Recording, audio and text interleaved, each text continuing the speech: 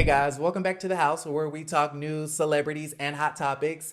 Y'all, we just gonna get straight into it. And y'all already know, okay? Y'all already know why we here.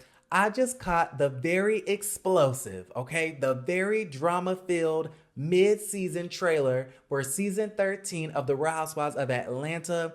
And when I tell y'all I am shook, okay? I am flabbergasted. I'm still in such a disarray because the ladies did not disappoint. Okay, they are bringing all of the drama and then some, and then y'all already know we gotta talk about it. Okay, and so we're gonna get into some things. If you guys like the video, give it a thumbs up. Don't forget to subscribe to the YouTube channel if you haven't already. And let's get straight into the video. Okay, the first thing I noticed in this explosive mid-season trailer was the fact that we still have the Halloween episode, right?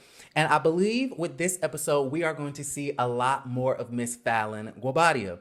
Now, I don't know if you guys have noticed, but Fallon kind of showed up on the Charleston of the South Carolina trip and then disappeared. Okay, Fallon vanished into thin air. And I'm thinking this whole trip, I'm like, okay, I do remember Fallon showing up, but I haven't seen her on this trip for the past 2-3 episodes. And so, where's Fallon? Okay, where's Phaedra? Where's Fallon? And so I do believe that Fallon is hosting or putting on this Halloween party that the ladies are going to be attending. So I'm super excited to see everybody's costume and to see more of Miss Fallon Guabadia. I know she got some of the girls shook, okay, including Miss Kenya Moore hair care, because Fallon has $1 billion in the bank. She has a man that loves her. She has the beautiful kids. And not to mention, Fallon has a private jet. Okay, hashtag that private jet life. Now, speaking of cast trips, okay, we're also going to see later on this season the New Orleans trip, and I'm super excited. I was really happy that the producers decided to do another trip because I know everything is domestic nowadays, right? Production isn't allowing the ladies to go international because of the RHOA. The fact that they got a chance to go to Charleston of the South Carolina, right, for the bachelorette party, and then also got to go to New Orleans was pretty lit. And it looks like it's going to be a lot of fun. And on that trip, we're going to get a cameo from New Orleans' biggest bounce superstar, okay, Big Frida. I'm ready for it, okay? I feel like I haven't seen Big Frida in so long. And so the fact that Big Frida is showing up on Real Housewives of Atlanta, I'm just all the way here for it. Now, moving right along in the trailer, child, okay? And this is where we get to the drama because it's looking like it's going to be Drew versus her husband, Ralph Pittman, right? I believe Drew is going to confront her husband about not showing, I think, her biological son with the same affection as their children that they have together. So Drew's going to confront him, but then that's not all for the couples fights, y'all. We're going to get Miss Porsha versus Dennis, right? And I believe I heard Porsha say, we wouldn't even be effing with each other if we didn't have a child together. And when I saw that, I was just like, what in the world is going on? Like, I thought Porsha and Dennis were cool. Okay, I thought Porsha and Dennis were besties because Porsha likes to make it seem like, hey, we're not together no more, but we still cool. Like, we can still be friends. We can still talk. You give me a ride here and I'll do this. You scratch my back. I scratch yours. I wouldn't be surprised if Porsha and Dennis are still doing the do. Okay, Dennis and his thing. Right, Porsha is really working out Dennis and his thing, so I wouldn't be surprised. But I was just kind of shocked at the situation. I'm like, dang, you wouldn't F with Dennis if y'all didn't have a child together? Those are some pretty harsh words. And then y'all, of course, okay, of course, we are going to get all of the aftermath regarding Bolo and his thing. Okay, we're going to get the aftermath of Strippergate. And of course, we're going to see Kenya continue to be Inspector Gadget, trying to figure out who slept with the stripper. And notice how Tanya in this trailer is nowhere to be found. Okay. Now, I remember me coming on here months ago, like 5-6 months ago, and I believe I was the first blogger to say that Tanya is donezo. Okay? Well, I don't know if I was the first. Maybe I'm giving myself way too much, but I don't remember a lot of people talking about Tanya leaving, okay, up until after I talked about Tanya leaving.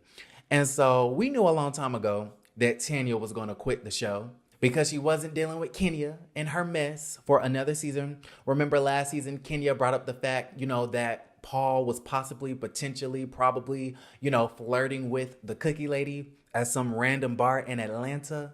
And so Tanya said, y'all ain't gonna mess with my relationship no more, right? Whether it's true or not true, I'm done with the Real Housewives of Atlanta. So I'm definitely going to miss Tanya. But speaking of Bolo and his thing, y'all, okay?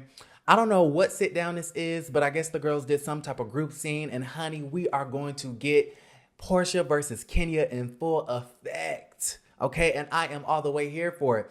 And you could hear Porsha saying, I slept with Bolo, yes, and I've slept with everybody, and this, that, and the third. Like, Porsha seems so unbothered about the situation, like she's laughing and smiling at the situation. And you can hear Kenya responding, talking about some, yeah, we know you did because we have proof of this. And whatchamacallit said that. And I'm just looking at the screen like, what is going on? And I kind of respect Porsha for dealing with the situation like this. Like, she's not telling you that she did it, and she's not telling you that she didn't do it, because honestly, it's none of y'all's damn business. I feel as though to, force a woman to admit to a consensual sexual act, whether she did it or not did it, I feel like it's so anti, woman. I feel like that's very, the opposite of a feminist. Like, you can't be for women and then try to, force and poke and taunt someone for who they did or did not have sex with. You guys get where I'm going with this? And so I'm just kind of feeling like, Kenya, what is your end game? Like, what is your goal? If Porsha did say, yeah, I slept with a stripper, and what? I was trying to bust a... Excuse me for my language, okay? If you have kids in the room, I do apologize. But okay, yeah, Porsha wanted to get one off.